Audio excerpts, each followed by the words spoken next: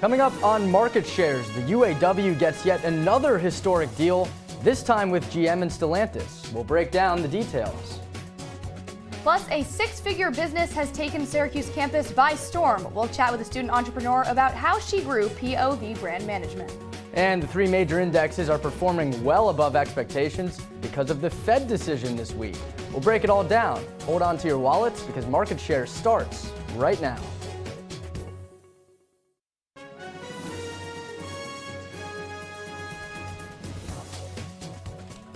Good afternoon and welcome into Market Shares. I'm Annie Klaff. And I'm Bradley Hoppenstein. We start with the latest on the Sam Bankman-Fried trial. Sam Bankman-Fried has been found guilty on all 7 counts of fraud and conspiracy against him. He's now facing up to 110 years in prison. Bankman-Fried was charged with stealing billions of dollars from customers' accounts of his once high-flying crypto exchange company, FTX. He was also found guilty of defrauding lenders to FTX's sister company, Alameda Research, which held FTX customer funds in a bank account. Throughout the 4 weeks of his trial, Bankman-Fried watched his closest confidants testify against him. The sentencing hearing is set for March 28th, and a potential second trial could also happen in March. After 6 weeks, the United Auto Workers have reached a tentative labor agreement with General Motors, the last of the big 3 manufacturers to strike a deal with the union. The deal features a 25% wage increase with cost of living adjustments. This tentative agreement mirrors the deal UAW leaders reached last week with Ford and Stellantis. The strike caused an estimated $4.2 billion in losses to the big 3, as well as almost $500,000 in lost wages for workers. Here's the UAW President Shawn Fain. Our union just showed the world what's possible when workers unite to fight for more. We have created the threat of a good example, and now we're going to build on it. Moving on to our favorite topic here, AI. President Biden is rolling out new steps to safeguard against threats posed by AI. The executive order signed on Monday exerts oversight over safety tests that companies use to evaluate conversations from ChatGPT and other AI. White House Deputy Chief of Staff Bruce Reed said the order is, quote, the strongest set of actions any government in the world has ever taken on AI safety, security, and trust. The Biden administration also called on Congress to pass data privacy legislation. Congress has been attempting to pass a law on that for years, but has failed on multiple attempts. Here's President Biden on the order. One thing is clear. To realize the promise of AI and avoid the risk, we need to govern this technology, there's no other way around it, in my view. It must be governed. And continuing with artificial intelligence, the United Kingdom hosted an inaugural AI Safety Summit at Bletchley Park this week. Political leaders from the United States, European Union, and China agreed to share a common approach to identify risks and ways to mitigate them. British Prime Minister Rishi Sunak said these countries agreed with a select group of AI companies that the models they develop should be rigorously assessed before and after they are released. This comes after Microsoft released their latest Windows 11 update, which includes a chatbot called Copilot. Copilot is very similar to ChatGPT.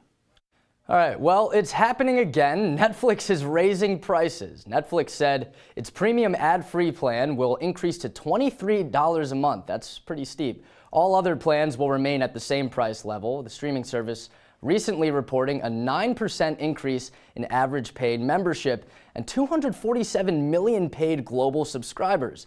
Netflix reported over $8.5 billion in revenue last quarter, which they say was boosted by higher than expected growth of its membership.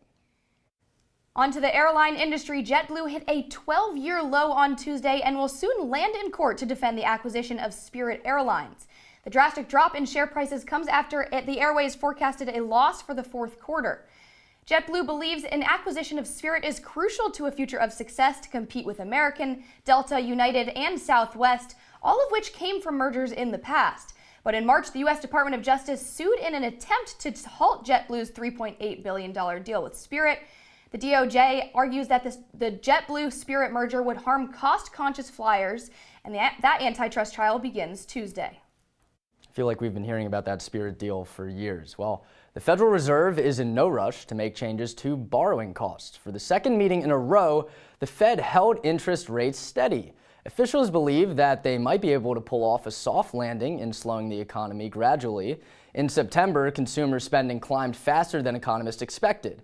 About a year and a half into the Fed's cooling project, growth has also been faster than expectations. Despite leaving interest rates unchanged this week, the Fed noted that there's still a possibility for one final rate hike in the coming months. Officials are weary of the bond market and think a recent jump in longer-term rates could also slow growth. We'll see how that Fed meeting impacted stock indexes later in this show, but a first of its kind in the virtual reality world, Warner Bros. Discovery and technology company Cosm have paired together to make an immersive experience that mirrors being at a live sports game. Cosm plans to open 2 venues, one in LA and one in Dallas, where fans can watch select NBA and NHL games. No headsets or glasses will be needed to watch the game, but rather the camera production will simulate the experience of sitting courtside at the game. There will be a standing area similar to that in a sports bar, as well as an option to buy seats where fans can purchase concessions and hear the live broadcast. The LA venue will open in the spring of 2024. Pretty cool stuff. Also in the streaming sector, Disney could soon own all of Hulu. In a widely expected move, Disney will be buying Comcast's 1/3 stake in the company. The deal came from Disney's purchase of Fox's entertainment assets, which gave it 2/3 ownership of Hulu.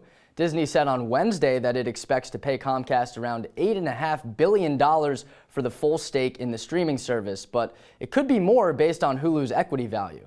Now, Disney already sells Hulu as part of a streaming bundle with its Disney Plus and ESPN Plus products. The company will report its quarterly earnings on November 8th. Happening locally, TTM Technologies is planning to invest $130 million in DeWitt. An estimated 400 manufacturing jobs will come to the area. Now, this news, combined with the massive Micron plans announced last fall, will bring lots of job traffic to central New York. Republican Congressman Brandon Williams reacted to the news dubbing Central New York the new Silicon Empire. He also says TTM will be an incredible partner in promoting national security, and good paying local jobs. And T-minus 4 days until election 2023. CitrusTV political reporter Luke Radel is here with how the race for Onondaga County Executive will affect your wallet. Luke, what have the candidates said about spending? Bradley, in the closing stretch of this campaign, one of the key issues that's making a splash is a proposal by the incumbent county executive Ryan McMahon to build an aquarium right here in Onondaga County. Construction started this week on Onondaga Lake and is expected to cost $85 million taxpayer dollars. But many residents are opposed to that investment, saying that it should go to solving other community issues like housing and poverty. McMahon challenges that assessment, saying that the county already invests in those issues on a yearly basis and that this aquarium project would be a one-time expense. I asked his opponent, Democrat Bill Kinney, about that issue during our interview last week. How the $85 million on the aquarium is a one-time only expense, and that a lot of the things like lead poisoning are recurring yearly out of a $1.5 billion budget. What is your response to the proportionality of that? And he says you need to take an Accounting 101 class, was his comment to me. Respond to something like that.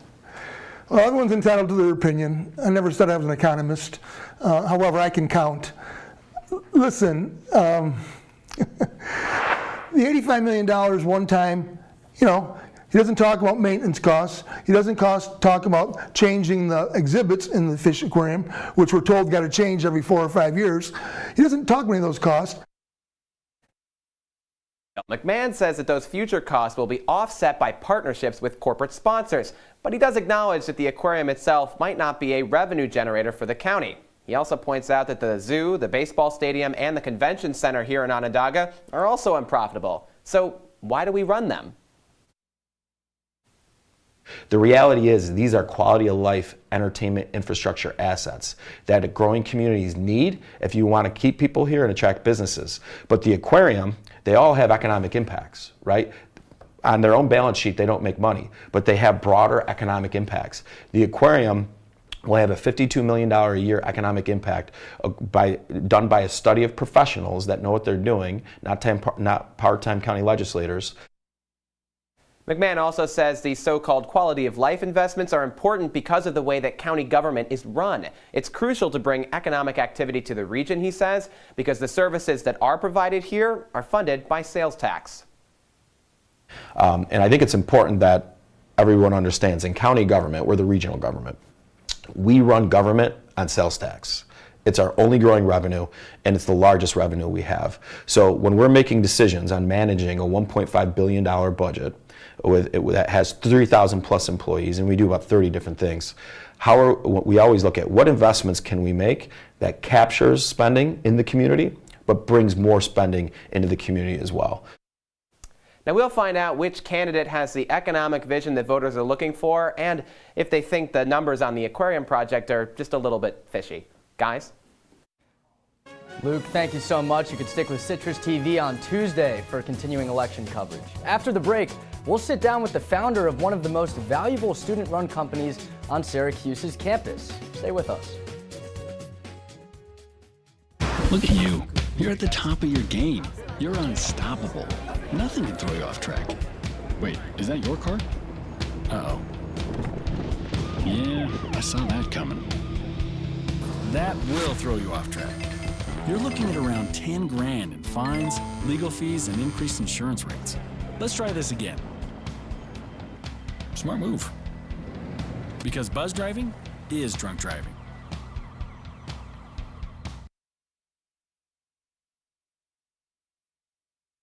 Here's to the straggly ones. The first ones. Hey, I look good with this ones. The black, brown, red, and gray ones. The itchy ones. The ones grown by Dad. The ones grown for Dad. The I nearly didn't do it this year ones.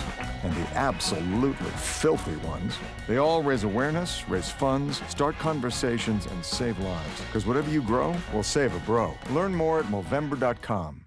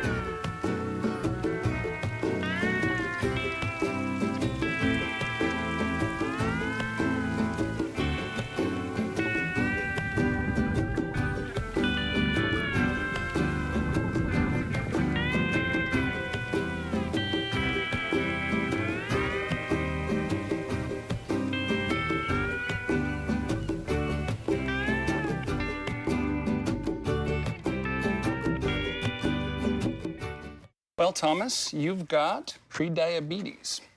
But with more exercise and a change in diet, it can be reversed. I've tried exercising. It just makes me hungry for bacon. I love bacon, too. And who really likes to exercise? Not me. Me neither. Nobody. So we're good? What? Oh, you still have pre-diabetes. Big time.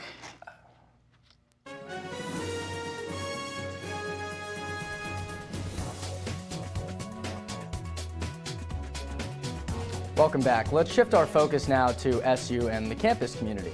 Today, we're kicking off a new series on this show where we bring on student entrepreneurs and business owners. Phoebe Gollings-Rude started POV Marketing Company, now POV Brand Management, during the pandemic when she realized how valuable her knowledge of the digital space is. Now, almost 3 years later, POV is helping all kinds of businesses with social media management, strategic advising, content creation, and much more. More than 10 industries impacted, 25 brands transformed, and over 2,000 social media posts later, the company has turned into a six-figure business. It's my pleasure to be joined now in studio by founder and CEO Phoebe Gollings-Rude. Phoebe, thanks for coming on. It's my pleasure to be here. So let's start with what is POV? Tell me a little bit about the company, why you started it, and about the process of starting a business during the pandemic. Yeah, awesome question. So in essence, POV brand management is a digital marketing service that is catered to helping the consumers and companies looking to cater to a Gen Z audience, but really looking into the broader scope and why I started this business in the first place. During the COVID-19 pandemic, I recognized that businesses had this tremendous opportunity to transfer onto online to meet their consumers in this newly digitally driven age.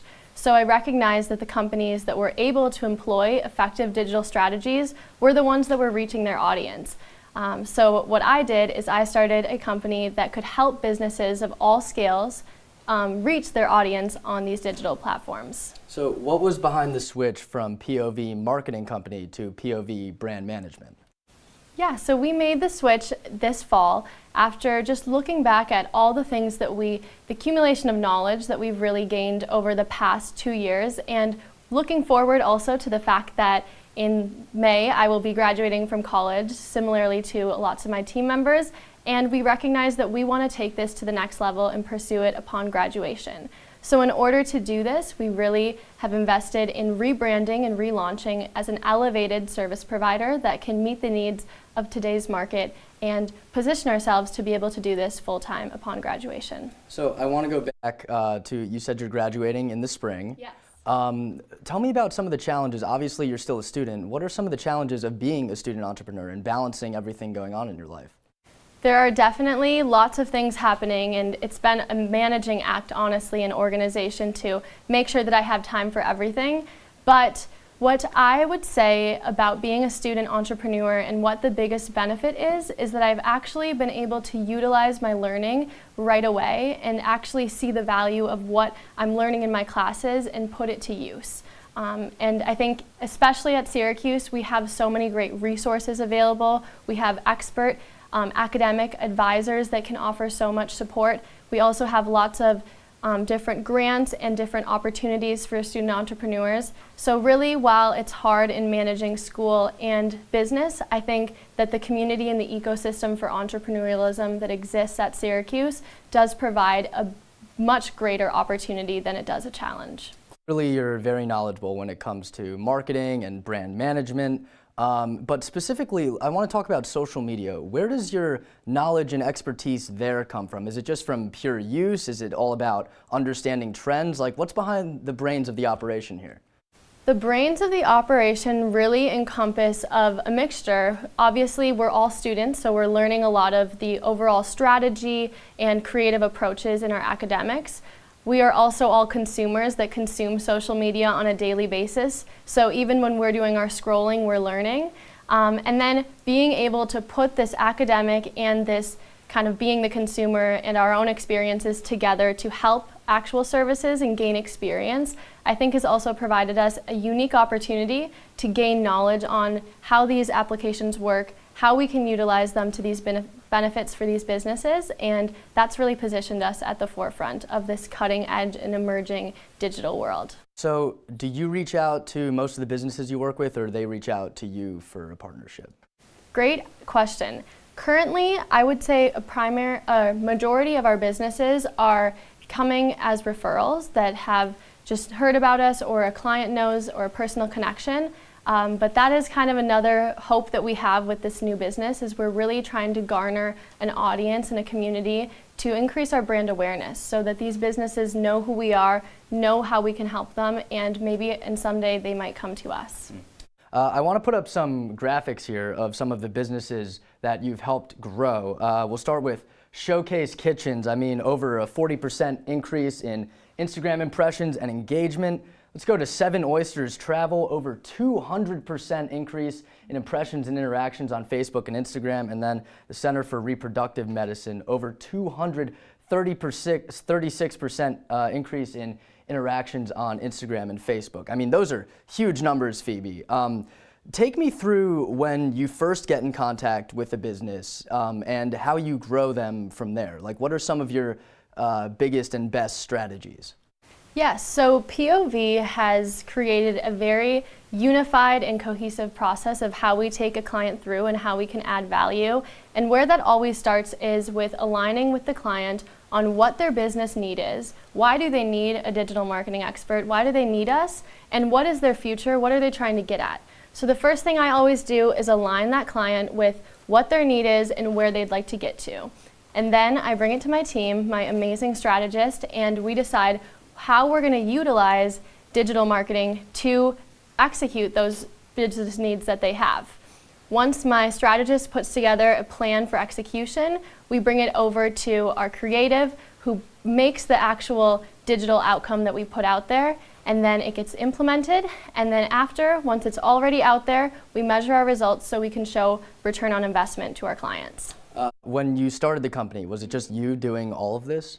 So I originally started it with one of my business partners, and since then I have grown the team to be 6 team members who each bring in, I think, the biggest asset of the company. They each bring in very diverse talents and backgrounds that truly make POV what it is. It truly allows for us to create the process that we can, and together we all execute what is POV. So I kind of said it off the top, but it's now grown into a 6-figure venture here. But you started with basically nothing when you started this company? Yeah, just started with an idea and an opportunity that we saw in the market, and really just put ourselves out there and refined it as we learned. I also have to ask, obviously the COVID-19 pandemic affected us all in a million different ways, but what was it like for you starting a business during the pandemic? I think that the COVID-19 pandemic, while this might sound crazy, offered us the potential that we were able to grow POV into what it is today.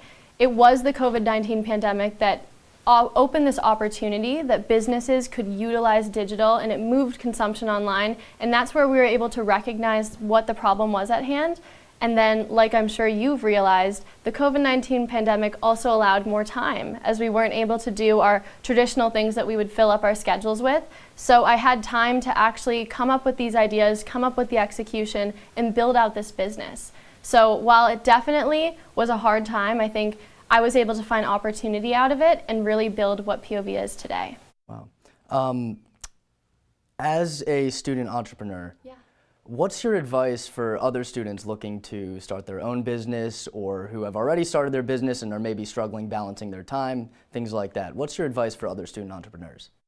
The one thing that I tell everyone when they ask me for my one piece of advice is always to launch it now. Get it out there. Don't strive for perfection. Just go for it and refine. I think that as entrepreneurs, and especially as females, we have this feeling that we need to always be perfect and we need to wait until the product is at that perfect time. But what we fail to recognize is that with every product or service, there's a window of opportunity that you don't want to miss out on.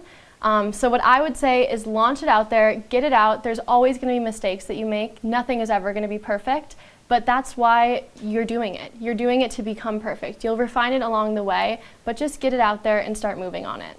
In terms of after you graduate, what are the plans for the company? The plans for the company are to continue growing, to have an aggressive scaling 6 months ahead of us, and to be able to do this business full-time upon graduation. All right, that sounds great. Phoebe Gollingsrud, thank you so much for joining us. After the break, closing bell just 15 minutes ago, we'll take a look at the markets for the week. Stay with us.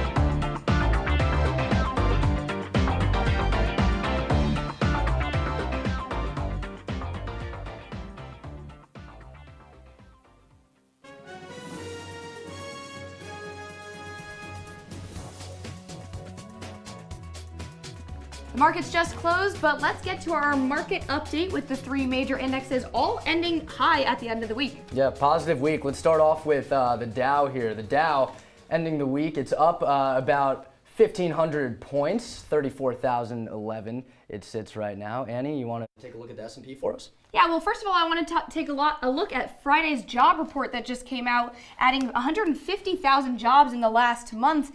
Now, this is all good for the markets ending all at the end of the week. But what this means is that unemployment rate also went up 0.5 percentage point, about the level it was 9 months ago when the economy was in a recession. So this is also bad news for moving into the future. Yeah. S&P ending the week up also about 227 points, 4,358. And the NASDAQ up as well, 730 points, about 5%, ending the week at 13,481. Let's get to our movers, Annie. We're going to start with Roku here. So Roku, a bit of a wild week for Roku. They finished the week around $85 a share. Their stock, they announced earnings Thursday. Their stock soaring 30% on Thursday. It's grown 48% in the past 5 days. You can see that jump on your screen right now. Their revenue grew 20% year over year, and that crushed Wall Street's expectations. Now, they still did report a net loss of $330 million, but the revenue is still up from a year ago. Now, here's the key. Strong performance in content distribution and video advertising, along with strong sales of Roku-branded TVs. I feel like here on campus, you go to someone's house, odds are their TV is a Roku. The company also said it's experiencing a rebound in video ads, and it expects revenue to continue to grow into next year. Even with some layoffs for some employees, some cost-cutting measures, revenue is going to continue to grow. And this jump is crazy because it's also similar to Netflix's surprising third quarter results, adding in subscribers. So this is great news for the streaming industry. But let's take a look at Starbucks, who is also ending up high for the week. Better than expected third quarter results, but there are three things to note. The first is that they announced on Thursday triple shot efforts, which means like elevating the brand, strengthening and scaling digital capabilities and global presence, as well as growing food category. But also holiday drinks, of course, as their typical increases, and new rewards with reward partnerships coming, as well as expected cost reductions by another $3 billion, all making it end high. Starbucks brewing up some solid fiscal Q4 earnings on Thursday. But one thing I found interesting, it's kind of a tale of two countries. So UK consumers actually are spending more per ticket, right? So their average total that they spend at Starbucks. US consumers, that number is actually down. I found that interesting. Myself, I'm just looking forward to those peppermint mochas coming out. Certainly, I got one today, actually. Let's go to Moderna now, one last mover for us. Yeah, ending high again, which is surprising because of a big drop in quarterly sales. Obviously, because of a low demand for COVID vaccines, Pfizer in the same batch here, ending as a reported loss and drop in sales. And Moderna also actually released that they were planning to cut back on production for those COVID vaccines. Yeah, really interesting. Shares fell about 8% on Thursday after it announced earnings, but you could see things are kind of leveling out throughout the day today. But I mean, keep in mind, Moderna's 52-week high is $217 a share. Now we have shares in the range on your screen right now, $77.50, in the range of about $70-80. They're changing up some manufacturing commitments with some third-party vendors, so that's trying to save them some cash. Here's the interesting thing is they're trying to shift investors' focus, like you said, the COVID vaccine. They're trying to shift investors' focus away from that and onto some of their other vaccines that will be coming out next year and the year after, such as a COVID and flu combination vaccine. So really interesting stuff for Moderna there. Well, that's all we've got for the market update and market movers. But when we come back from break, we've got a little bit to talk about on Chipotle.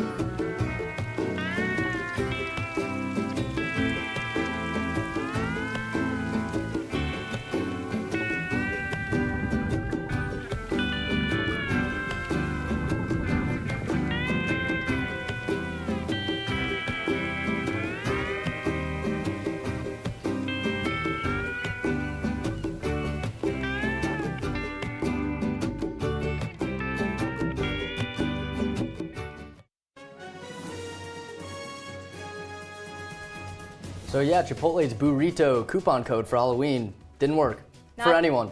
Not doing well at all, but that's all the time we have for you on this episode of Market Shares. Be sure to follow us, and thank you for watching. I'm Bradley Hoppenstein. I'm Annie Klaff.